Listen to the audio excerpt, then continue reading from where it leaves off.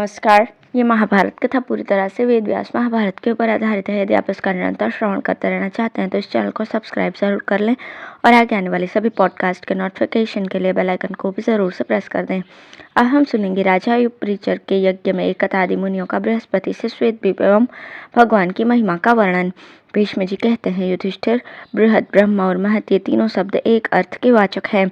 बृहस्पति जी में इन तीनों शब्दों के गुण मौजूद थे, इसलिए वे बृहस्पति कहलाते थे।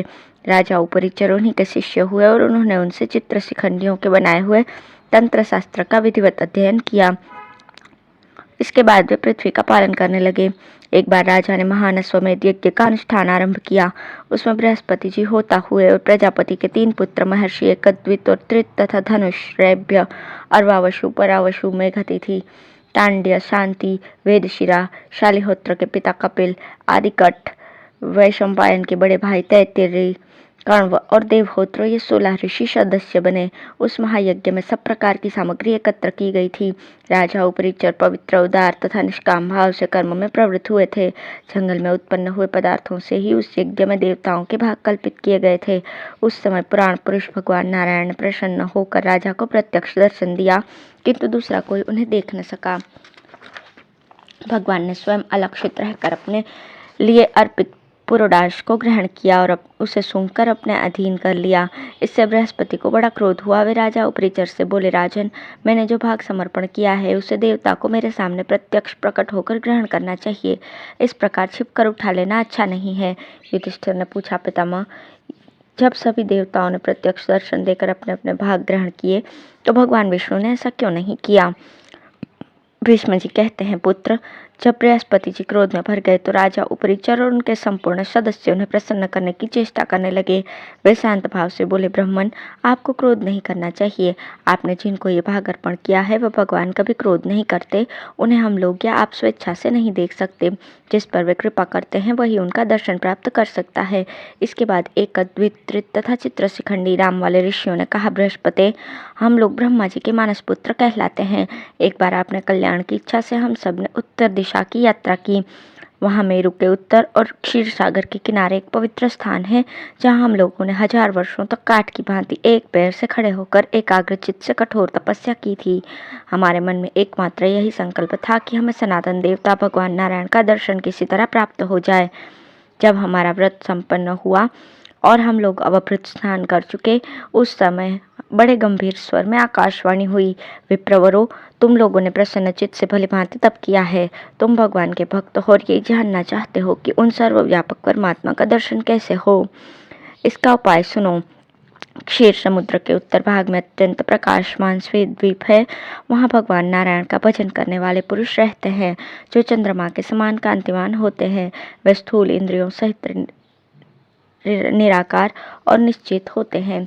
उनके शरीर से मनोहर गंध निकलती रहती है तथा वे भगवान के अनन्य भक्त होते हैं। तुम लोग उस श्वेत द्वीप में ही चले जाओ, वहाँ भगवान प्रत्यक्ष रूप से दर्शन देते हैं। इस आकाशवाणी को सुनकर हम लोग उसके बताए हुए मार्ग के श्वेत नामक महाद्वीप में पहुंचे। उस समय हमारा चित्त भगवान में ही लगा था। हम उनके दर्शन की इच्छा से उत्कंठित हो रहे थे। श्वेत द्वीप में प्रवेश करते ही हमारी आंखों ने उत्तर दे दिया। वहाँ के निवासियों के सामने हमारी दृष्टि नहीं ठहर पाती थी, इसलिए हम वहाँ किसी पुरुष को नहीं देख सके। तदंतर दैव योग से हमारे हृदय में ये बात स्फुरित हुई कि तपस्या किए बिना हम लोग यहाँ भगवान को सुगमतापूर्वक नहीं देख सकेंगे। ये विचार आते ही हमने फिर 100 वर्षों तक बड़ा भारी तप किया। उसके पूर्ण होने पर हमें वहां रहने वाले पुरुषों के दर्शन हुए, जो चंद्रमा के समान गौर और सभी शुभ लक्षणों से संपन्न थे। वे प्रतिदिन ईशान कोण की ओर मुख करके हाथ जोड़े ब्रह्म का मानस जप करते थे। उनकी इस एकाग्रता से भगवान को बड़ी प्रसन्नता होती थी। प्रलय काल में सूर्य की जैसी प्रभा होती है, वैसी ही उस द्वीप में रहने वाले प्रत्येक पुरुष की थी। उस समय हमें तो ऐसा जान पड़ा कि ये द्वीप तेज का ही निवास स्थान है। वहाँ कोई किसी से बढ़कर नहीं था, सबका तेज समान था। थोड़ी ही देर में हमारे सामने एक ही साथ हजारों सूर्यों के समान प्रभा प्रकट हुई। हमारी दृष्टि सहसा उस ओर खींच गई। हमने देखा वहाँ के सभी पुरुष प्रसन्नता के साथ हाथ जोड़े नमो नमः कहते हुए शीघ्रतापूर्वक उस तेज की ओर दौड़ रहे थे। इसके बाद जब वे स्तुति करने लगे तो उनकी तुमुल ध्वनि हमारे कानों में पड़ी। सब लोग उस तेजस्वी पुरुष को पूजा की सामग्री अर्पण कर रहे थे। उस तेज के सामने हमारी नेत्र शक्ति और इंद्रियां काम नहीं दे पाती थीं, इसलिए हम स्पष्ट रूप से कुछ देख न सके। परंतु स्तुति की जो ऊंची ध्वनि हो रही थी वो हमें स्पष्ट सुनाई पड़ी थी।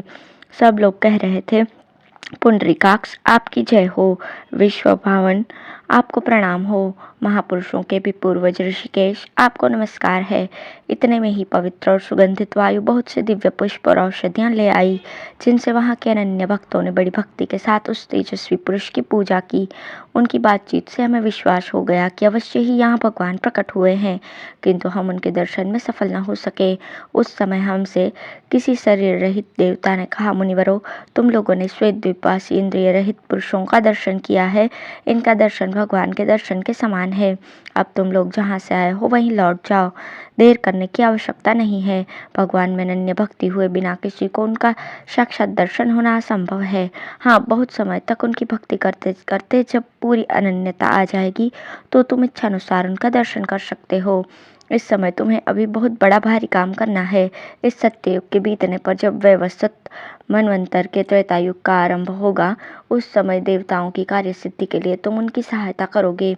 ये अमृत के समान मधुर तथा अद्भुत वचन सुनकर हम लोग भगवान की कृपा से अपने अभिष्ट स्थान पर आ पहुँचे। बृहस्पति, इस प्रकार हमने बड़ी भारी तपस्या की, हव्य कवियों के द्वारा भगवान का पूजन किया, तो भी हमें उनका दर्शन न मिल सका।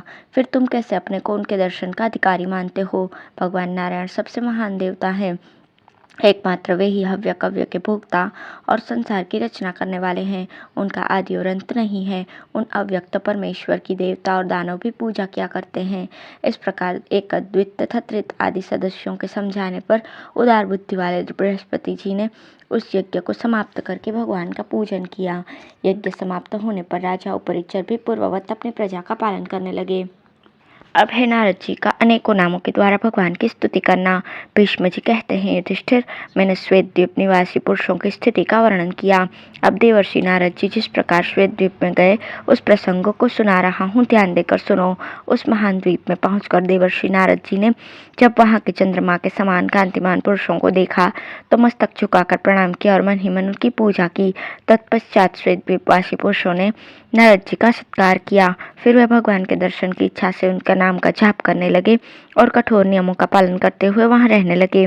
नारद जी ने वहां अपनी बाहें ऊपर कर एकाग्रचित होकर निर्गुण सगुण रूप विश्वात्मा भगवान नारायण की इस प्रकार स्तुति की। देव देवेश्वर, आपको नमस्कार है। आप निष्क्रिय, निर्गुण और समस्त जगत के साक्षी हैं। क्षत्रज्ञ, पुरुषोत्तम, अनंत पुरुष, महापुरुष, पुरुषोत्तम, त्रिगुण प्रधान, अमृत, अमृताख्य, अनंताख्य, व्योम, सनातन, सत्सद्य, व्यक्ताव्यक्त, रुद्रधामा, आदिदेव, वशुप्रद, प्रजापति, सुप्रजापति, वनस्पति, महाप्रजापति, ऊर्जस्पति, वाचस्पति, जगतपति, मनस्पति, दिवसपति, मरुत्पति, सलिलपति, पृथ्वीपति, दिक्पति, पूर्वनिवास, गुह्य, ब्रह्म पुरोहित, ब्रह्म निकायिक, महाराजिक, चातुर्महाराजिक, भासुर, महाभासुर, सप्त महाभाग, याम्य, महायाम्य, संज्ञा संज्ञ, तुषित, महातुषित, प्रमर्दन, परिनिर्मित, अपरिनिर्मित, वशवर्ती, अपरिनिंदित, अपरिमित, वशवर्ती, अवशवर्ती, यज्ञ, महायज्ञ, यज्ञ संभव, यज्ञ योनि, यज्ञ गर्भ, यज्ञ हृदय, यज्ञ स्तुति, यज्ञ भागहर, पंचयज्ञ, पंचयज्ञ, काल कर्तुपति, पंचरात्रिक, वैकुंठ, अपराजित, मानसिक, नाम नामिक, परस्वामी, सुस्नाथ, हंस, परमहंस, महाहंस, परम याज्ञिक, सांख्य योग, सांख्य मूर्ति, अमृतेश्य, हिरण्येश्य, देवेशय, कुशेशय, ब्रह्मेशय, पद्मेशय, विश्वेश्वर और विश्वशयन आदि आप ही के नाम हैं। आप ही जगदमन्वय तथा आप ही जगत की प्रकृति हैं। अग्नि आपका मुख है। आप ही वड़वानल, आहुति, सारथी, वष्टाकार, ओमकार, तप, मन, चंद्रमा, नेत्र, आज्य, सूर्य, दिग्गज, दिग्भानु, विदिग्भानु तथा हयग्रीव हैं। आप प्रथम त्रिशोरपण मंत्र, ब्रह्मणादि वर्णों को धारण करने वाले तथा पंचाग्नि रूप हैं। नचिकेता नाम से प्रसिद्ध त्रिविध अग्नि भी आप ही हैं। आप शिक्षा, कल्प, व्याकरण, छंद, निरुक्त और ज्योतिष नामक 6 अंगों के भंडार हैं। प्राग ज्योतिष, ज्येष्ठ शामक, शामिक वृद्धधारी, अथर्वशिरा, पंचमहाकल्प, फेनपाचार्य, बालखिल्य, वैखानस, अभग्न योग, अभग्न परिसंख्यान, युगादि, युगमध्य, युगांत, आखंडल, प्राचीन गर्भ, कौशिक, पुरुषतुत, पुरुहूत, विश्वकृत, विश्वरूप, अनंत गति, अनंत भोग, अनंत, अनादि, अमध्य, अव्यक्त मध्य, अव्यक्त निधन, व्रातावास, समुद्रवासी, यशोवास, तपोवास, दमावास, लक्ष्मी निवास, विद्यावास, कृत्यावास, श्रीवास, सर्ववास, वासुदेव, सर्वच्छंदक, हरि है, हरिमेध, महायज्ञ, भागहर, वरप्रद, सुखप्रद, धनप्रद, हरिमेध, यम, नियम, महानियम, कृच्छ, अतिकृच्छ, महाकृच्छ, सर्वकृच्छ, नियमधर, निवृत्ति ब्रह्म, प्रवचनगत, प्रश्निकर, प्रवृत्त, प्रवृत्तवेद क्रिया, अज, सर्वगति, सर्वदर्शी, अग्राह्य, अचल, महाविभूति, महात्म्य शरीर, पवित्र, महापवित्र, हिरण्यमय, बृहद, अप्रत्र, अविज्ञेय, ब्रह्मज्ञ, प्रजा की सृष्टि करने वाले, प्रजा का अंत करने वाले, महामायाधारी, चित्रशिखंडी, वरद, पुरुडाश ग्रहण करने वाले, गताध्वर, छिन्न तृष्णा, छिन्न संशय, सर्वतोवृत्त, निवृत्ति रूप, ब्राह्मण प्रिय, विश्वमूर्ति, महामूर्ति बांधव, भक्तवत्सल तथा ब्राह्मण देव आदि नामों से पुकारे जाने वाले परमेश्वर, आपको नमस्कार है। मैं आपका भक्त हूँ और आपके दर्शन की इच्छा से यहाँ उपस्थित हुआ हूँ। एकांत में दर्शन देने वाले आप परमात्मा को बारंबार नमस्कार है। धन्यवाद।